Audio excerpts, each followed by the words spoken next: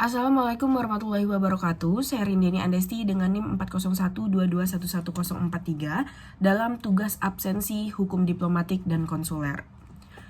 Dalam hukum diplomatik, terdapat beberapa prinsip-prinsip yang penting untuk menjalankan hubungan diplomatik antar negara.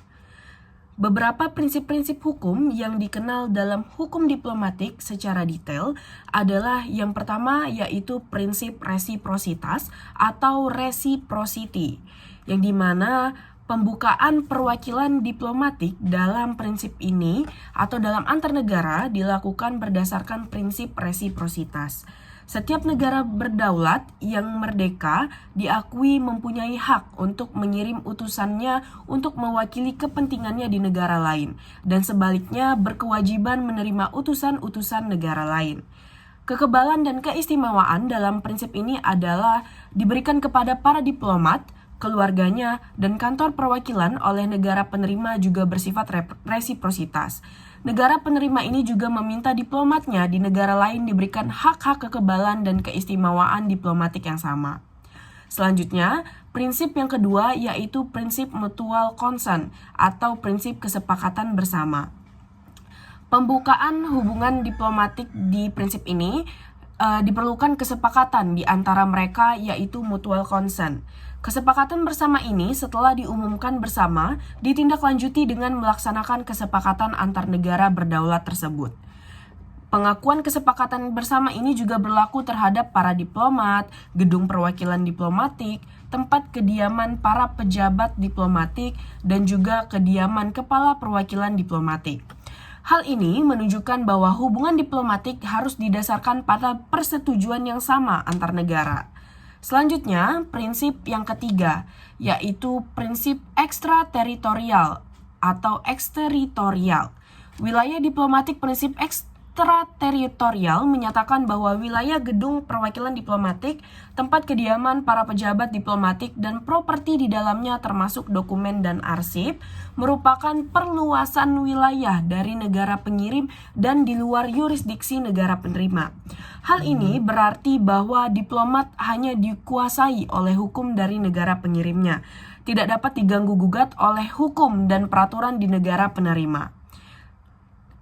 Selanjutnya, prinsip yang keempat yaitu prinsip reasonable and normal atau layak dan umum.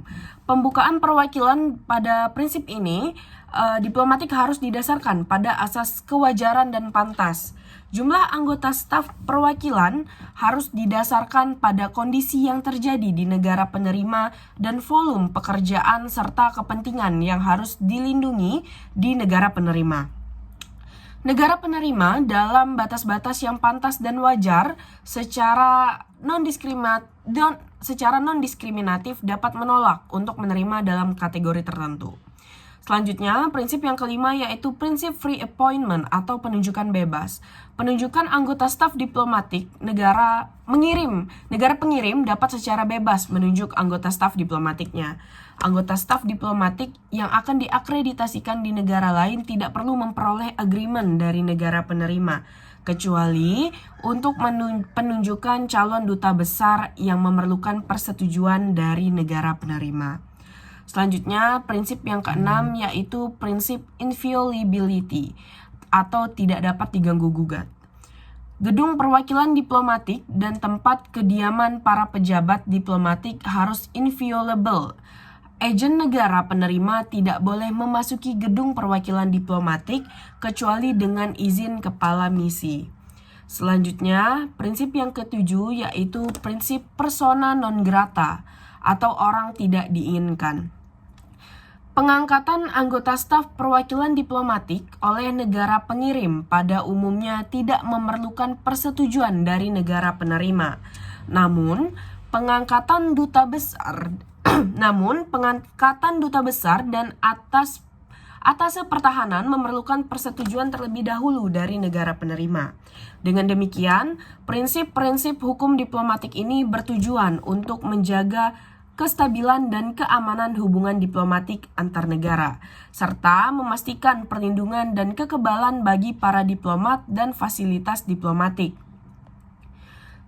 Prinsip-prinsip utama dalam hukum diplomatik adalah cabang hukum internasional yang mengatur hubungan resmi antara negara-negara. Prinsip yang mendasarinya sangat penting untuk menjaga stabilitas dan harmoni dalam hubungan internasional.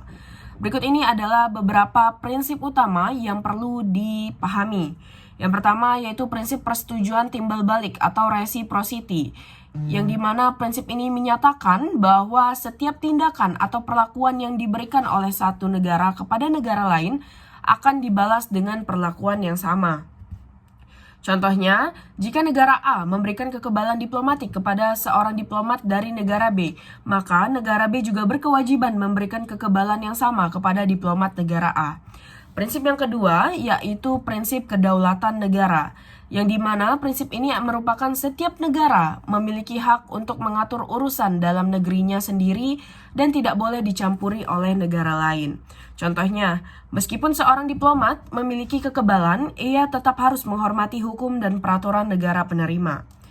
Prinsip yang ketiga yaitu prinsip kekebalan.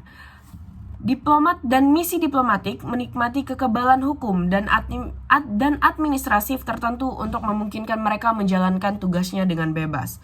Contohnya, seorang diplomat tidak dapat ditangkap atau dituntut di negara penerima. Prinsip yang keempat, prinsip non-intervensi, yang dimana negara tidak boleh campur tangan dalam urusan dalam negeri negara lain. Contohnya, negara tidak boleh mendukung kelompok pemberontak di negara lain. Selanjutnya prinsip yang kelima yaitu prinsip perdamaian dan penyelesaian sengketa secara damai. Negara-negara didorong untuk menyelesaikan perselisihan secara damai melalui negosiasi, mediasi, atau arbitrase. Berikut contohnya yaitu penggunaan kekuatan militer hanya dibenarkan sebagai upaya terakhir dalam mempertahankan diri. Prinsip yang keenam yaitu prinsip itikat baik. Negara-negara harus bertindak dengan itikat baik dalam hubungan internasional. Contohnya, negara harus memenuhi komitmen yang telah disepakati dalam perjanjian internasional. Mengapa prinsip-prinsip ini penting? Tujuan yang pertama, mengapa prinsip ini penting adalah untuk menjaga stabilitas. Prinsip ini menciptakan kerangka kerja yang stabil untuk hubungan antar negara, mengurangi resiko konflik. Kemudian, untuk memudahkan komunikasi.